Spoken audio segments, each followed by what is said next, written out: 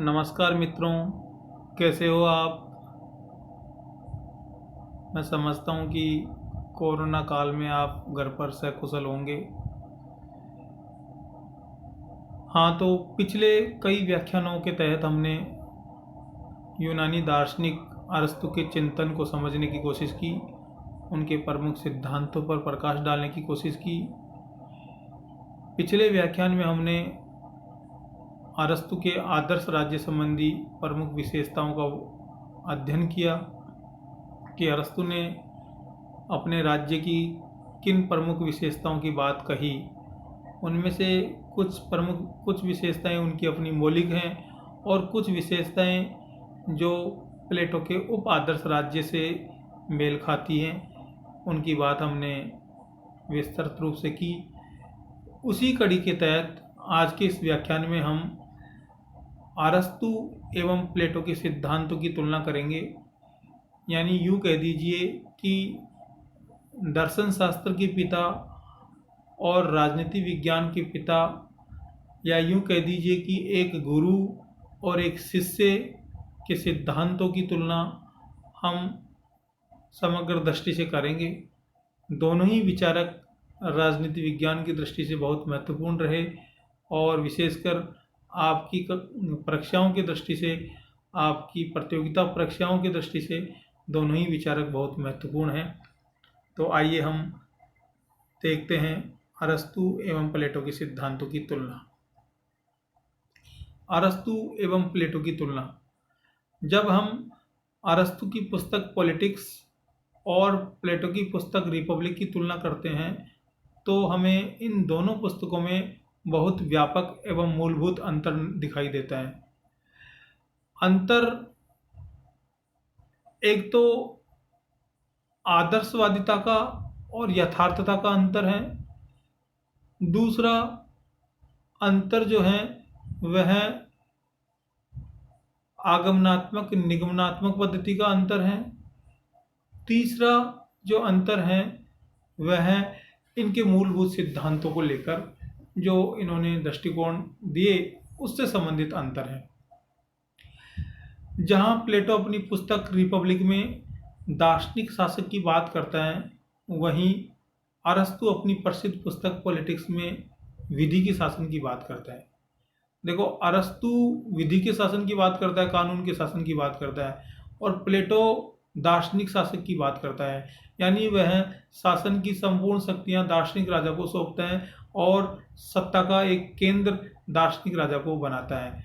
लेकिन अरस्तु अपनी पुस्तक पॉलिटिक्स में इस प्रकार की बात नहीं करके विधि के शासन की बात करता है, और विधि के शासन की बात करना ही अरस्तु को आधुनिक बनाता है और अरस्तु को व्यवहारिक बनाता है, अरस्तु को यथार्थवादी बनाता है। क्योंकि विधि के शासन की जो बात अरस्तु ने कही वह आधुनिक लोकतांत्रिक राज्यों में भी हमें प्रमुखतया दिखाई देती है। जहाँ प्लेटो ने अपनी पुस्तक रिपब्लिक में एक लंबी शिक्षा पद्धति की बात कही, वह लंबी शिक्षा पद्धति भी स्टेप बाय स्टेप चरणबद्ध तरीके से और लगभग 50 वर्ष की अवस्था तक वह लंबी शिक्षा प्रणाली की बात करता है। और उसके बाद में भी वह कहता है कि दार्शनिक राजा जीवन पर्यंत अध्ययन अध्यापन क्रियाओं में अपने आप को लगाए रखेगा। वहीं अरस्तु सीमित अवधि की शिक्षा प्रणाली की बात करता है। अरस्तु कहता है कि शिक्षा प्राप्त करने की भी एक निश्चित अवस्था होती है। हालांकि व्यवहारिक शिक्षा हम जीवन पर्यंत लेते रहते हैं, लेकिन एक औपचारिक शिक्षा जो होगी वह एक सीमित अवधि के लिए होगी। जैसे कि अपने अगर वैदिक कालीन शिक्षा की बात करते हैं तो अपने भी यहाँ ब्रह्मचर्य आश्रम तक शिक्षा की बात की गई है, जो उम्र की लगभग 1 वर्ष से लेकर 25 वर्ष तक की अवस्था में मानी गई है। जहाँ प्लेटो अपनी पुस्तक रिपब्लिक में साम्यवाद की बात करता है, वहीं अरस्तु अपने सिद्धांतों में कहीं भी साम्यवाद की बात नहीं करता। प्लेटो ने तो बाकायदा संरक्षक वर्ग के लिए परिवार का साम्यवाद और संपत्ति का साम्यवाद बताया, लेकिन अरस्तु इस प्रकार का साम्यवाद किसी भी वर्ग पर नहीं थोपता और न ही साम्यवाद की कहीं अपने विचारों में बात करता है। तो इस प्रकार अरस्तु और प्लेटो के सिद्धांतों में मौलिक अंतर है।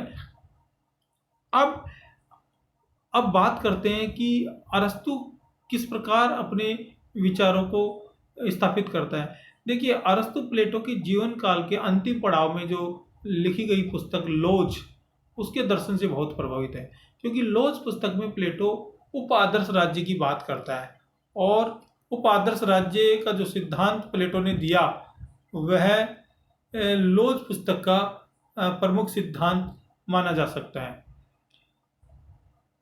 और ये जो प्लेटो का उपादर्श राज्य का सिद्धांत है जो लोज पुस्तक में दिया, यही अरस्तु के दर्शन का आधारभूत या मूलभूत सिद्धांत भी कहा जा सकता है। यानी अरस्तु प्लेटो की पुस्तक लोज के दर्शन से बहुत प्रभावित थे, जो उन्होंने अपने जीवन के अंतिम पड़ाव में बहुत अनुभव के बाद में यह महसूस किया कि आदर्श राज्य लाना बड़ा असंभव है, और उप आदर्श राज्य की बात उन्होंने कही। अरस्तु प्लेटो की पुस्तक स्टेट्समैन से भी बहुत प्रभावित हुए। स्टेट्समैन पुस्तक से उन्होंने कई प्रकार के सिद्धांत ग्रहण किए और उनको अपने सिद्धांतों में व्यवहारिक रूप से स्थापित करने की कोशिश की। तो इस प्रकार अरस्तु के ऊपर प्लेटो की छाया, प्लेटो का प्रभाव स्पष्टतया दिखाई देता है, लेकिन इन दोनों के सिद्धांतों में अंतर भी है, काफी मौलिक अंतर भी है। हाँ, समानताएं भी बहुत है। मैक्सी महोदय तो अरस्तु को सबसे बड़ा प्लेटोवादी विचारक कहते हैं। वो कहते हैं कि अरस्तु से बड़ा प्लेटोवादी विचारक हो ही नहीं सकता, तो सबसे बड़ा प्लेटोवादी विचारक है। और फिर वही मैक्सी महोदय कहते हैं कि अरस्तु प्रथम राजनीतिक वैज्ञानिक हैं, यानी अरस्तु को प्रथम राजनीतिक वैज्ञानिक की संज्ञा भी मैक्सी ने दी। तो इस प्रकार अरस्तु के सिद्धांत पर प्लेटो का प्रभाव तो दिखाई देता है। एप्स्टेन कहते हैं कि अरस्तु प्लेटो में सुधार करने वाला प्रमुख विचारक है, यानी जो सिद्धांत आदर्शवाद के रूप में प्लेटो ने स्थापित की, उनको व्यवहारिक रूप में अरस्तु ने स्थापित किया। तो ये एप्स्टेन महोदय के अनुसार कि प्लेटो में सुधार करने वाला प्रमुख विचारक, यानी प्लेटो में सुधार करने वाला विचारक की संज्ञा उन्होंने अरस्तु को दी।